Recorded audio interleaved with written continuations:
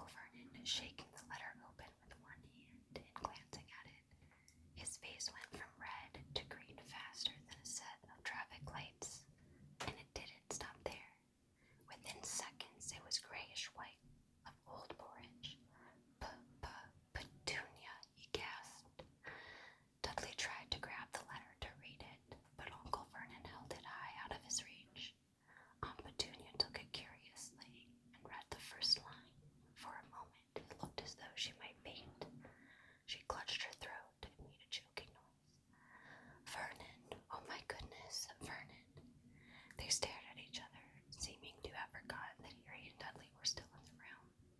Dudley wasn't used to being ignored. He gave his father a sharp tap on the head with his smelting stick. "I want to read that letter," he said loudly. "I want to read it," said Harry furiously, "as it's mine."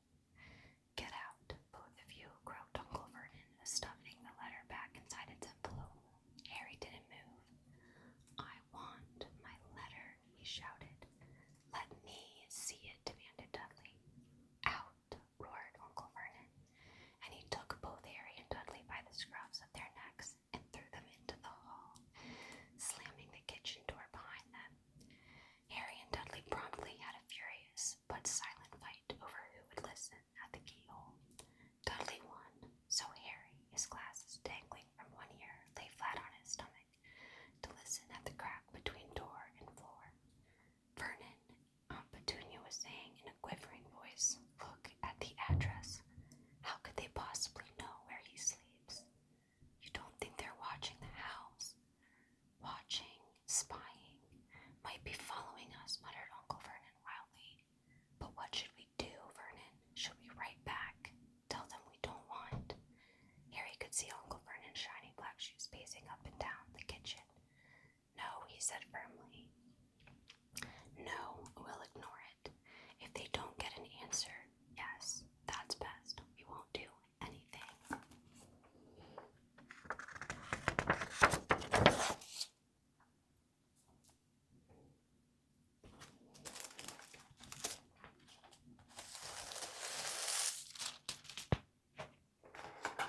"But I'm not having one in the house, Petunia. Didn't we swear when we took him in we'd stamp out that dangerous nonsense?" That evening, when he got back from work, Uncle Vernon did something he'd never done before. He visited Harry in his cupboard. "Where's my letter?" said Harry, the moment Uncle Vernon had squeezed through the door. "Who's writing to me?" "No one. It was addressed to you by mistake," said Uncle Vernon. Shortly, "I have burned it." "It was not a mistake," said Harry angrily. "It had my cupboard on it." "Silence," yelled Uncle Vernon, and a couple of spiders fell from the ceiling. He took a few deep breaths and then forced his face into a smile, which looked quite painful. Yes, Harry, about this cupboard. Your aunt and I have been thinking you are really getting a bit big for it. We think it might be nice if you moved into Dudley's second bedroom." "Why?" said Harry. "Don't ask questions," snapped his uncle. "Take this stuff upstairs now." The Dursleys' house had 4 bedrooms, one for Uncle Vernon and Aunt Petunia, one for visitors, usually Uncle Vernon's sister Marge, one where Dudley slept, and one where Dudley kept all the toys and things that wouldn't fit into his first bedroom. It only took Harry one trip upstairs to move everything he owned from the cupboard to his room. He sat down on the bed and stared around him. Nearly everything in here was broken. The month-old video camera was lying on top of a small working tank Dudley had once driven over the next-door neighbor's dog. In the corner was Dudley's first ever television set, which he'd put his foot through when his favorite program had been canceled. There was a large birdcage which had once held a parrot that Dudley had swapped at school for a real air rifle, which was up on a shelf with the end all bent because Dudley had sat on it.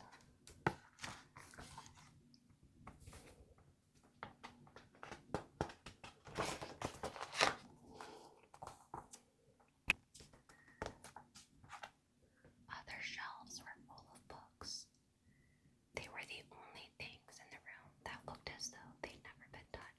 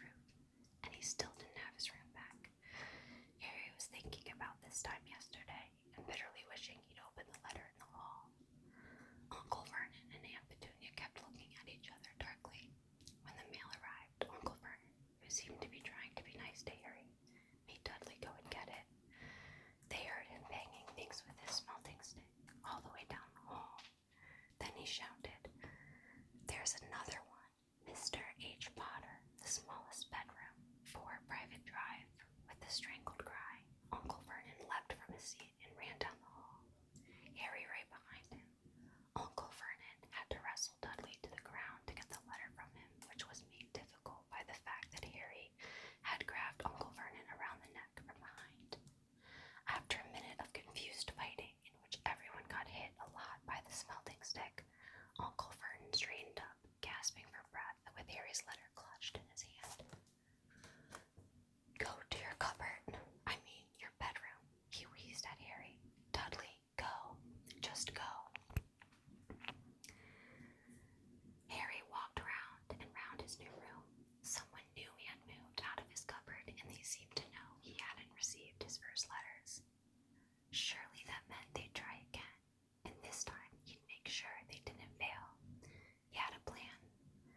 The repaired alarm clock rang at 6 o'clock the next morning.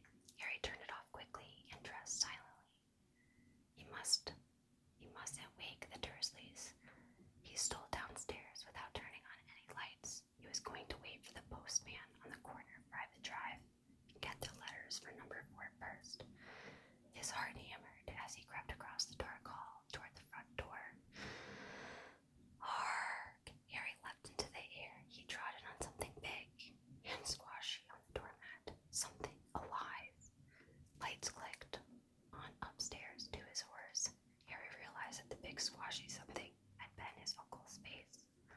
Uncle Vernon had been lying at the front of the door in his sleepy bag, clearly trying to make sure that Harry didn't do exactly what he'd been trying to do. He shouted at Harry for about half an hour and then told him to go and make a cup of tea. Harry shuffled miserably off into the kitchen, and by the time he got back, the mail had arrived right into Uncle Vernon's lap. Harry could see 3 letters addressed in green ink. "I want," he began, but Uncle Vernon was tearing the letters into pieces before his eyes.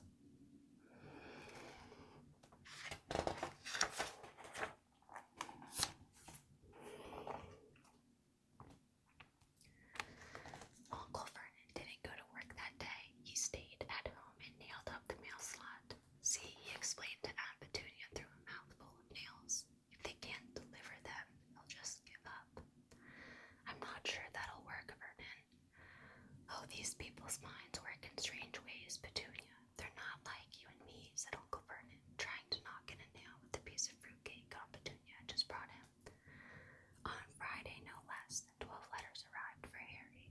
As they couldn't go through the mail slot, they had been pushed under the door, slotted through the sides, and a few even forced through the small windows in the downstairs bathroom. Uncle Vernon stayed at home again. After burning on the letters, he got out a hammer and nails and boarded up the cracks around the front and back doors so no one could go out. He hummed, tiptoed through the tulips as he worked, and jumped at small noises. On Saturday, things began to get out of hand. 24 letters to Harry found their way into the house, rolled up and hidden inside each of the 2 dozen eggs that their very confused milkman had handed Aunt Petunia through the living room window, while Uncle Vernon made furious telephone calls to the post office and the dairy, trying to find someone to complain to. Aunt Petunia shredded the letters in her food processor. "Who on earth wants to talk to you this badly?" Dudley asked Harry in amazement. On Sunday morning, Uncle Vernon sat down at the breakfast table looking tired and rather ill, but happy. "No post on Sundays," he reminded them cheerfully as he spread marmalade on his newspapers. "No damn letters today." Something came whizzing down the kitchen chimney as he spoke and caught him sharply on the back of the head. Next moment, 30 or 40 letters came pelting out of the fireplace like bullets. The Dursleys ducked, but Harry leapt into the air, trying to catch one. "Out! Out!" Uncle Vernon seized Harry around the waist and threw him into the hall. When Aunt Petunia and Dudley had run out, with their arms over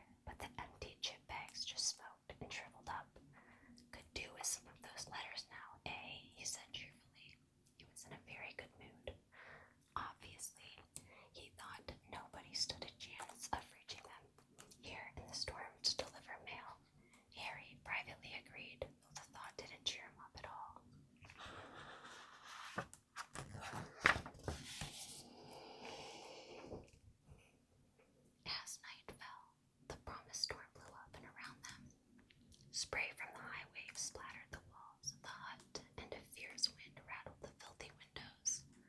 Aunt Petunia found a few moldy blankets in the second room and made up a bed for Dudley on the moth-eaten sofa. She and Uncle Vernon went off to the lumpy bed next door, and Harry was left to find the softest bit of floor he could and to curl up under the thinnest, most ragged blanket. The storm raged more and more ferociously as the night went on.